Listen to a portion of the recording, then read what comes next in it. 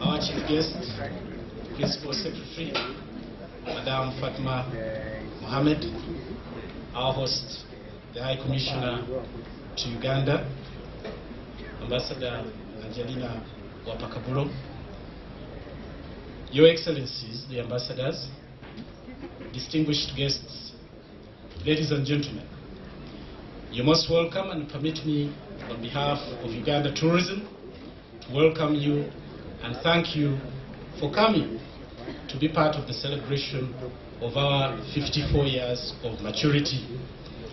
Uganda has matured. It has come from far since 1962 as it attained its independence. And for you, distinguished ladies and gentlemen, if you're to take a flight, you need 45 minutes only. And we are in Entebbe welcoming you. By road, of course, we have several entry points. We have the Busia border, we have the Malaba border, and you can take a bus, very nice road, and you're with us in Uganda. I did tell you we achieved our independence, or we got our independence on the 9th of October in 1962. We've stretched a little bit to celebrate. You know, African celebrations stretch a little bit, and we had to wait for you all so that we are all happy today. We are located in the Great Lakes region of Uganda, of Africa, and truly the exploration of Africa was really a search for this country, Uganda. You know very well, many of the early explorers were looking for the Nile. Where is this Nile that feeds Egypt, which was a great civilization at the time, and pours into the Mediterranean? The search went on. Various explorers, as you remember, Livingstone, John Speke, and the rest, were in searching for the Nile, and they did find it. The source was right there in this country called Uganda. Churchill, the British Prime Minister at the time in the beginning of the 19th century, described it as the Pearl of Africa. From end to end, it is green, a beautiful country, and indeed, when you visit this country, you will find that his observations hold largely true. We are divided in various groupings of our origin, but we would like to classify ourselves in about 4. The Bantu, who are the majority, the Nilotics, the Luo, whom we share very much, and I think also the Bantu are a great majority in this part of Kenya, compose much of what Uganda is. Of course, we are in about 52 tribal groupings, but we really speak almost the same language. And when you talk about our location, contextualizing our location, Kenya is our immediate neighbor, and further to the west, or what we have the Congo, in the south, Tanzania, our neighbors, and to the north, we do have the Republic of Southern Sudan, and also Rwanda in the southwestern part of Uganda. We are landlocked, but we prefer to term ourselves as land-linked. No better place to link to the interior of Africa than Uganda, and indeed, when you come to Uganda, you can easily access most of those parts of Uganda.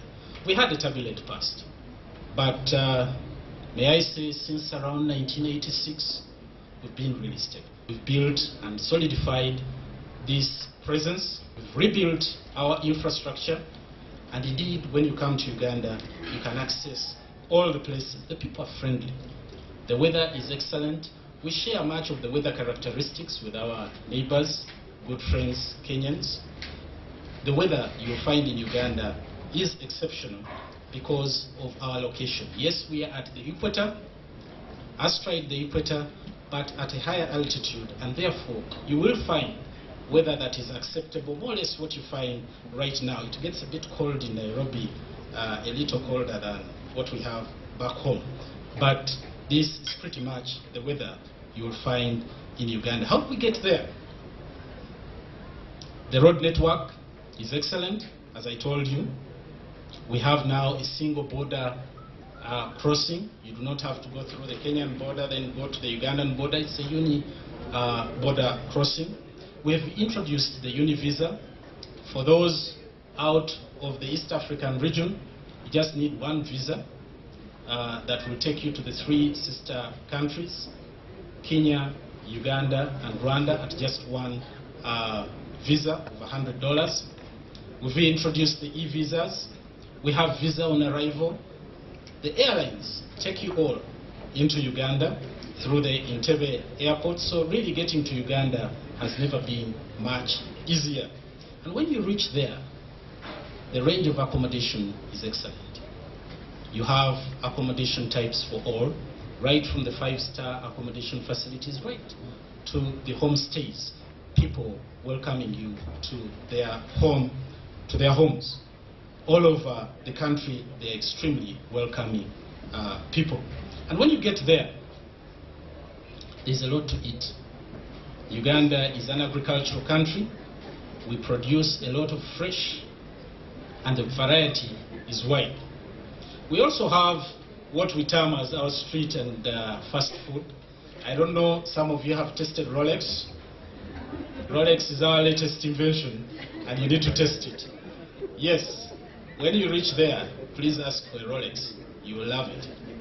But for those who have always taken on the routes, you know we have quite a number of stopovers where the buses do stop, and you have that tasty piece of chicken along the routes to Kampala.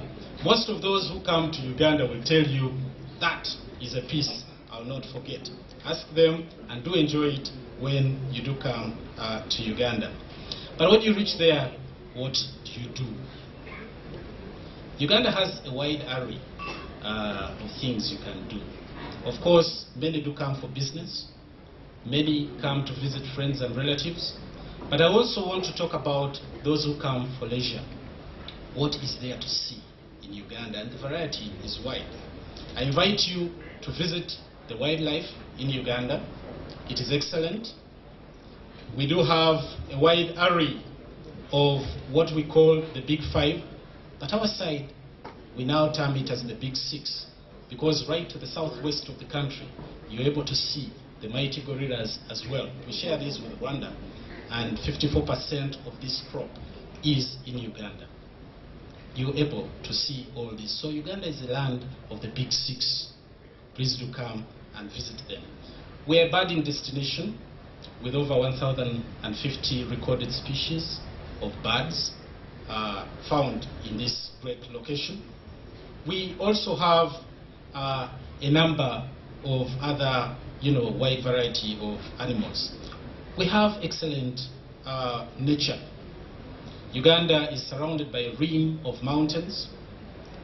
Right to the southwest, we have the Virunga Mountains. You've definitely heard of the Rwenzori Block Mountains that are snow-capped. You've heard of the Elgon, which we share with Kenya. You've heard of Moroto, Mount Moroto. All these at the border points of this great country, Uganda. We have water. I did tell you the source of the Nile originates in Uganda, the White Nile for that matter. And along the Nile are quite a number of falls that are very interesting for those interested in whitewater rafting and other adventure sports of the nature. As you go to the Makshan Falls, probably you get the hardest waterfall in the world, as the Nile narrows from half a kilometer to just 7 meters.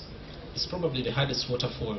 I was telling some people that just below the Nile, at the Makshan Falls, we have the crocodile bar, because many of the fish that are swimming lazily along the Nile find themselves dropping so hard, and the crocodiles are waiting for them as easy meat.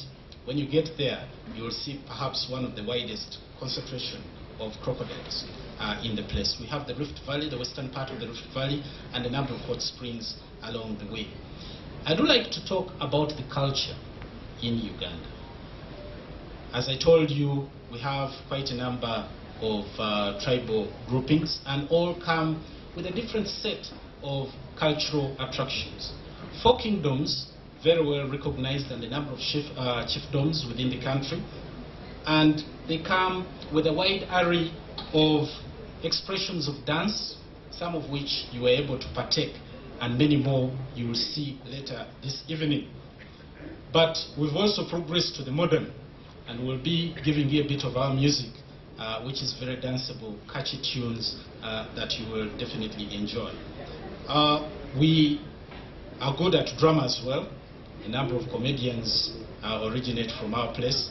Uganda is a faith-based destination, and a number of, religious groups do profess their faith in Uganda. The most prevalent is the Namugongo Martyrs Shrine, where a number of martyrs met their death because of their faith.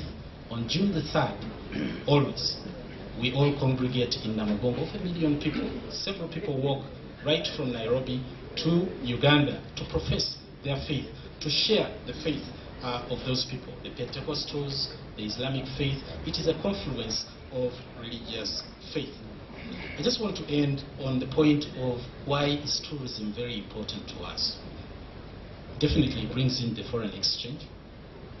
Tourism supports conservation, and I think it is one of the best ways to conserve a destination. It redistributes income to all, and it creates wealth. It is very important, ladies and gentlemen, that you support and be part of this game. And how would you do that? By promoting the destination, Uganda and East Africa as a whole, by promoting the image and protecting the image of our countries, by encouraging investment and facilitating